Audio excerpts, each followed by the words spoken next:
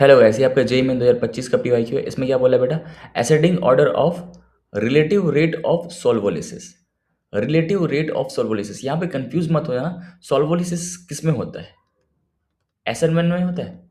इस सवाल वाले ने आपको रेट ऑफ SN1 ही पूछा है। सॉल्वोलिसिस आपको SN1 में पता होना चाहिए कि SN1 में क्या होता है। सॉल्वेंट अपन पोलर प्रोटिक सॉल्वेंट लेते हैं, बॉन्ड ब्रेक होता है, देन सॉल्वेंट उसके इर्द गिर्द जाके घूम जाता है, पूरा चक्री बना लेता है प्रॉपरली। होपफुली आपने पढ़ रखा होगा सॉल्वोलिसिस, राइट? तो यहाँ पे रेट ऑफ सॉल्वोलिसिस का मतलब रेट ऑफ SN1 ही होता है।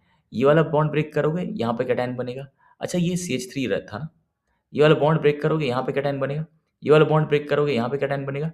ये वाला बॉन्ड ब्रेक करोगे, यहाँ पे कैटायन बनेगा। तो रेट ऑफ SN1 में हम लोग देखते हैं सबसे पहले पोलर प्रोटिक सॉल्वेंट लेते हैं और कार्बोकैटायन बनता है। सबसे स्टेबल कार्बोकैटायन कौन सा है? यहाँ चेक करना। यहाँ पे 3 4 5 6 7 7 अल्फा H। यहाँ पे कार्बोकैटायन की बात करोगे तो यहाँ पे क्या हो रहा है? रेजोनेंस। एक रेजोनेंस। यहाँ पे कार्बोकैटायन इस तरफ भी, इस तरफ भी, दो रिंग रेजोनेंस। दो रिंग के साथ क्या कर रहे हैं? रेजोनेंस। यहाँ पे 3 और ये कितना? 4, 4 अल्फा H। तो सबसे ज्यादा स्टेबल कौन सा है? सबसे ज्यादा स्टेबल है बेटा C, देन स्टेबल है बेटा अपना B रेजोनेंस, देन स्टेबल है बेटा A, और लीस्ट स्टेबल है D।